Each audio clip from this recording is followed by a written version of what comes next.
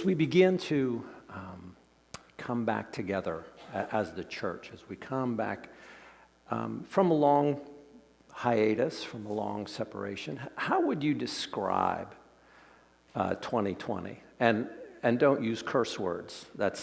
You can do that out there. Don't do that in here. But and I'm not even going to ask you to raise your hand if you were thinking them. But how would you describe it? Well, because it is important for us to think about what has just transpired, and it has been a world-changing event.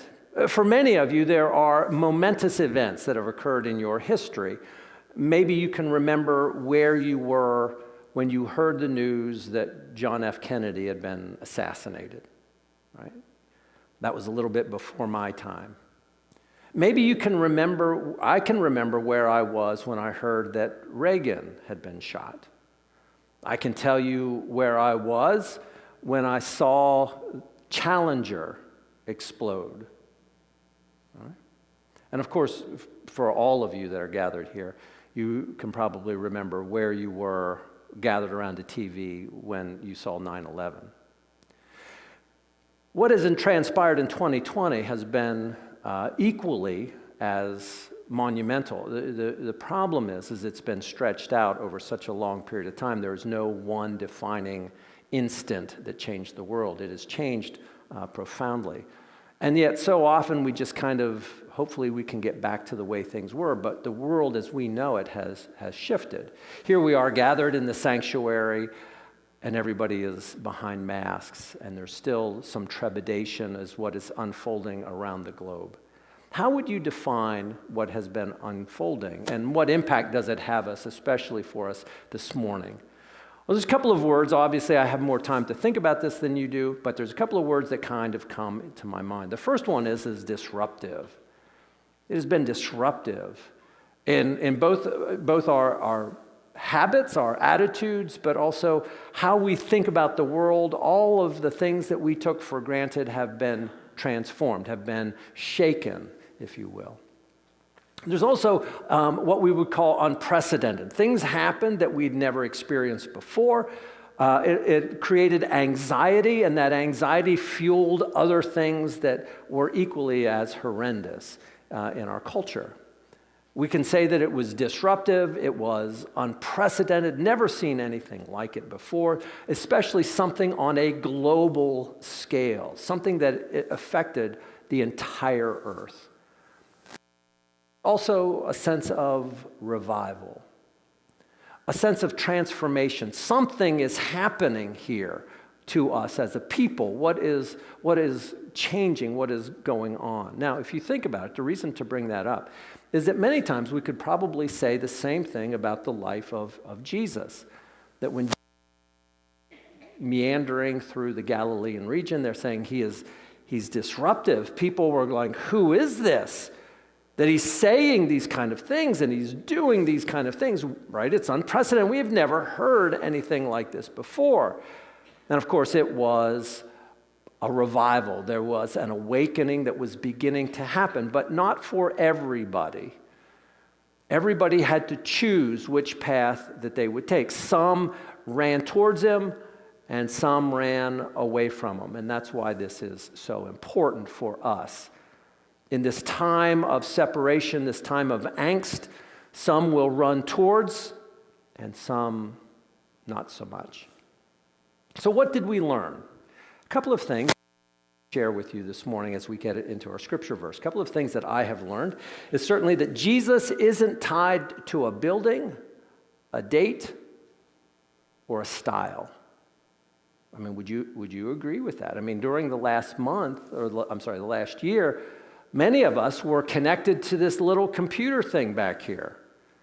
That's how we connected to one another. The church is not tied to the building. You should have learned that. Jesus is not tied. Maybe is connected through this building, but our faith in what Jesus is doing is not, and that would become important. The second thing is that we recognize that prosperity does not equal immunity. We as a people are perhaps the most prosperous on the face of the earth. We have more GDP than any other country by far. And yet we were not immune from the impact of this little virus that spreads so rapidly. And finally, we recognize that we need a new set of spiritual metrics. What that means is that just because you show up on Sunday, just because you occupy a pew, doesn't mean that you're ready for the revival that is coming. And so the challenge for all of us in this time is to ask the question, are we ready? Are we ready for what God is really doing? Are we ready if Jesus came and walked among us, and if we listen to the song that the singers, surely the presence of the Lord is in this place. Can you feel the presence of God this morning? Can you feel it in your own soul this morning? And so we wanted to go back to the fundamentals. There's a story that one of the worst football games ever played was between two teams called Rockford and Trinity College. It was a D3 game, and the final score was 105 to nothing. Now, I don't even know how that is possible, how you can run up and down the field that many times in the time allotted. But I imagine that at the end of the game, and I brought up a prop for me this morning, so I imagine at the end of the game, the coach for Trinity College says, at the end of the game, as the coaches are known to do, he said, our offensive line couldn't block anybody. Our defense couldn't tackle anybody. The play was to go to the right and everybody ran to the left. The play was called to the left and everybody ran to the right. Every time the ball was thrown, the receivers couldn't catch it and the runners couldn't hold on to it. Boys, we have to start over. We have to start with the fundamentals. Gentlemen, this is called a football. We got to start with the basics, right? We got to go back to first principles. Now, surprising as that may sound, or as silly as that may sound, I think Jesus did exactly the same thing. In Matthew's gospel, the first 4 chapters of Matthew's gospel lay out both Jesus' birth narrative, Jesus' genealogy. It covers the calling of his disciples. And then at the end of chapter 4, it tells us that Jesus began through the Galilee, through the Decapolis, through Jerusalem, through Judea, and but it does it in very generalities, that he healed people, he preached great things, and people were following him. It doesn't tell us what he was preaching, but people in great numbers were following him. And then in chapter 5, we get into Jesus' first sermon. You know it as the Sermon on the Mount or the Beatitudes. And I believe that what Jesus is doing is much like a coach is saying, men, women, this is a football. This is the kingdom. This is what it looks like. So often at that time, they had been tied to tradition. Tradition was everything. Relationship, not so much. It was all about the temple and the temple tax. It was all about the burdens of religion and not the freedom. And so Jesus comes back and he shares this story with them. He shares this idea of what the kingdom was really all about. So as we begin this morning, we want to focus on what does it mean to have God in your life? What does that look like? What does it feel like? To have God in your life doesn't mean to sail in a boat that has no storms. It means to have a boat that no storm can sink. That we will face trials and tribulations that we have just gone through, but nothing can overwhelm us. And so Jesus begins to tell them this sermon. And for the next couple of weeks, I'd like to share with you some of that teaching that he shares with his disciples. Now, I'm reading from chapter 5 of Matthew's gospel. Now, when Jesus saw the crowds, he went up on a mountainside and he sat down. His disciples came to him and he began to teach them. And he said, "Blessed are the poor in spirit, for theirs is the kingdom of heaven. Blessed are those who mourn, for they shall be comforted. Blessed are the meek, for they will inherit the earth. Blessed are those who hunger and thirst for righteousness, for they will be filled. Blessed are the merciful, for they will be shown mercy. Blessed are the pure in heart, for they will see God. Blessed are the peacemakers, for they will be called the children of God. Blessed are those who are persecuted because of righteousness, for theirs is the kingdom of heaven. Blessed are you when people insult you, persecute you, falsely say all kinds of evil against you because of me. Rejoice and be glad, because great is your reward in heaven, for in the same way they persecuted the prophets who were before you. This is the word of God for the people of God.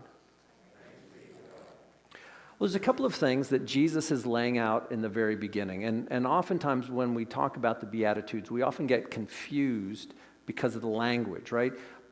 Jesus obviously spoke this in Aramaic, but oftentimes it was written in Greek, and in the translations, oftentimes it gets confusing. When we think of blessed, we think of happy. If I said, do you feel blessed today? You say, yeah, life is going really well for me.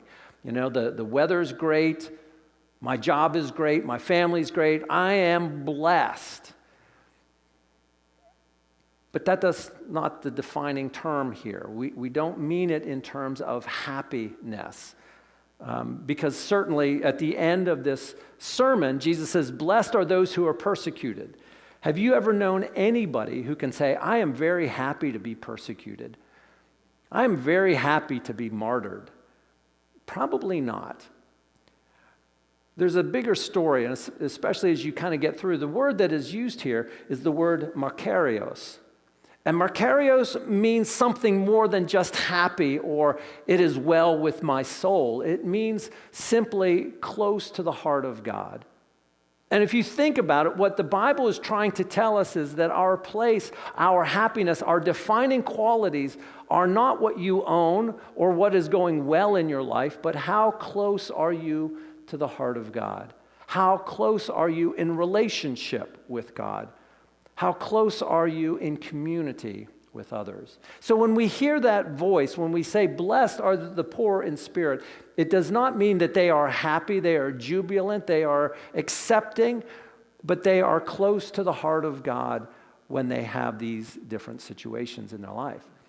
So as we go through this, understand that it does not mean that you will be joyful, that you will be exuberant, but that you will be close to the heart of God in these situations. The second thing that we have to define is, what does it mean to be poor in spirit? Because let's be honest, in our culture, especially if you don't mind for the men do not want to be poor in spirit. Right? We want to be the celebrities. We want to be out in front. We want to be bold, and we want to be brash, and we want to be recognized, and we want to be successful. So what does it mean to be poor in spirit? Poor in spirit here simply means to be humble. To recognize that your identity rests not in what you can do or what you can offer to God, but what God is moving in your life. It means to be destitute. It means to rest completely into the heart of God. Maybe you remember the story that Jesus told in Luke's gospel of Lazarus and the rich man. And we've talked about this before. It is an unusual parable because the rich man has no name. Identifying qualities. He is simply known as the rich man. But Lazarus, the poor man that was at his gate, is given a name, something that identifies him as a human being. And he's given the name Lazarus, but Lazarus literally means God is my rescue. And so in this parable, he's defining two different personalities, people that have no name or are defined by what they have, or Lazarus that is defined by God is my rescue. So when we talk about that identity of who are we in Christ, the poor in spirit are those that have spiritual poverty, those that come and lay their lives before God and say, all that I am and all that I have, I offer to you. That's what makes grace so dangerous.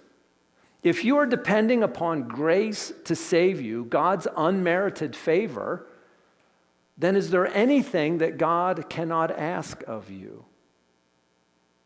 Anywhere God cannot ask you to go or to serve, that you can balk and say, oh, not me. As a matter of fact, the Apostle Paul, who was one of the most brash and outspoken early leaders of the Christian church, in 2 Corinthians chapter 12, Paul says, God is speaking to him, my grace is sufficient for you, for my power is made perfect in your weakness. And Paul says, therefore, I'm going to boast all the more gladly about my weakness so that Christ's power may rest on me. If we want more of God's Spirit, more of God's presence, if we want to be closer to God's side, if you as a church family have come together to know more of what God is doing in your life, then we must understand our weaknesses. And I think certainly during the pandemic, a lot of that has been revealed to us, where our anxieties well up. So let's talk a little bit about this problem that we call humility. Humility is not a word that we really like in our Western culture. We like to be proud and we love to do, People magazine, and we love to see celebrities. But what does it mean to be humble? Because what Jesus is saying is before you begin your journey as Christians and as fellow believers, we must understand what it means to come before God, a holy and a righteous God. Well, the first thing is humility is not being insecure. Humility is not saying, there's nothing good about me, I can't do anything, right? I've had a bad past, you don't want to hear me, I can't do anything. That's just a sense of being insecure, and that is not a sense of humility. That's not the sense that Jesus is talking about. It is not a denial of the truth. You have been given certain gifts. God has put you in this place and at this time for a reason. The question is what reason is it? It is not a denial of the reality that as brothers and sisters, we all have spiritual gifts. We are all called to be in a partnership of what God is doing among us. To deny that reality and say, oh, well, he doesn't need me, is not humility. And it certainly is not waiting to be asked. I am just going to be here. I'm going to be a silent. I'll be, part of the wallpaper, but people won't notice. If they need me, I'll just kind of fade into the background. So what is humility? Humility is a recognition that you are admitting to both your own faults, that we all have weaknesses. We're all here as recovering. That's why, and I love this analogy, whenever you hear people talking about going to an AA meeting, an Alcoholics Anonymous, the first thing that they do upon entering is acknowledging the need. There is nobody here that can come in order to observe the needs of everybody else. We come to confess and say, I need help. And the reason that I come to you for help is because I know you need help too. You understand my story. We can't get anywhere if we don't acknowledge our need. Humility is excited to learn and to change. That's why when we come for worship, we say, what does God have for me today? Today, God is going to speak life into my life somehow, some way. Do we take the sermon notes home and digest them and think them through and say, what is that nugget that God spoke into my life? And of course, humility is acceptance of others. There is nobody here that is unwelcome. There is nobody here that isn't recovering. There's nobody here that can say, I have already arrived. I'm as perfect as I'm going to be. We all have a need deep inside, but sometimes we're afraid to share it. So what is it that Jesus is talking about most? He's saying humble-minded people trust God completely. If there's any vestige of saying, but I want to hold on to this, or you can't ask that of me, or I can't do that, God could never ask this. We come to worship because we recognize these are where the seeds come that bring new life. And so if we ever kind of get up and just say, I just don't think I'm interested today, then we are still in control. Jesus is saying that these are the basic fundamentals of the kingdom. Everything is given to God. We separate ourselves from all that we can do. It takes nothing for granted, and it assumes God will fulfill all of our needs that we have. Now, did I say that this would be easy? That this would be trivial? No. But what Jesus says is this is the beginning of the journey into the kingdom. Humble-minded people trust God completely. Humble-minded people also respect others. I mean, that might sound easy, but it's not. Have you seen our culture today? And I'm not going to ask any of you to raise your hand whether you've ever seen, stuff on Facebook, people attacking one another. We are more divisive now than we've ever been in our nation's history. And so to say, can we respect one another, seems like a huge leap of faith.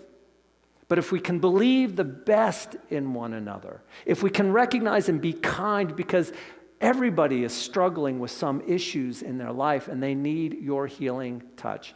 The first thing most people do when they connect is they try and categorize whether I can trust this person or not. How much of myself do I reveal? Will they use it against me? In this community, God is creating a new environment where we can be open and we can deal with the things that we need to be aware of, that God can speak. But if we don't have that humility, then we won't go very far. And finally, humble people value simplicity. Does that seem strange to you? They don't value the song and the dance, the production. They love just those tender, quiet moments, the solitude where God speaks. God walks in the cool of the day, in the quiet solitude of our souls, not in the noise of the busy streets or in the marketplace, but in the quietness of our own hearts. I love this quote by John Muir, and many of you know that he was kind of the founder of our national park system and was a great proponent of Yellowstone and some of the parks out west. And he lived in the late 19th century, almost a century and a half ago. And listen to the words that he uses.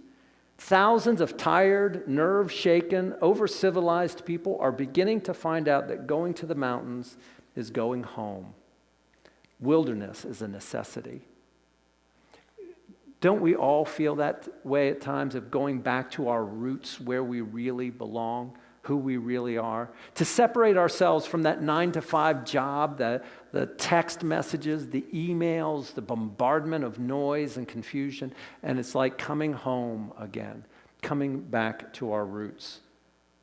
And so Jesus begins to say, okay, folks, in order for us to get back on track, blessed or close to the heart of God are those who are poor in spirit, who don't depend on their own righteousness, but trust that God will be with them. We can't get any farther until we address our own need for God's salvation. So let me ask you, how near to the heart of God are you? Tell me about the spirit of worship and of faith, right? It's not about me or my schedule. It's about just being in God's presence because I am desperate for God's presence, for God's healing voice. Tell me about the spirit of service or compassion. How do you see one another? How do you see those that are around you? How do you see your connection to the community in which we live, our outreach, our ability to do prayer walks or to do outreach community events in our community because people are desperate for some voice of hope? How much do you connect with simplicity or generosity, the ability to reach out and connect? And to give up the things that you can't control in order to receive the things that you can't lose. Well, Jesus is beginning this great sermon and saying these are the fundamentals that will define the future of the kingdom. As you begin, I want you this week to mull over in your own life how much you depend on God on a daily basis, how much of it is dependent on Him, or how much is still being controlled by you. As we come this morning, we have a great opportunity to partner in Holy Communion. I mean, think about Holy Communion. None of this is because you are the best and the brightest among us. It's because of what Jesus has already done for you. And during the liturgy, we say, remember, this is my body. It's a moment of humility of saying, why would he do this for you? Remember, this is my blood that was poured out for you. So that in each and every moment you can say, I am an Easter person. Because of the death and the resurrection, I know too that I will be resurrected. That I know too, not because I am smarter or richer or prettier than everybody else, but because God first loved me. As we join together, let us share this story, this legacy of who we are.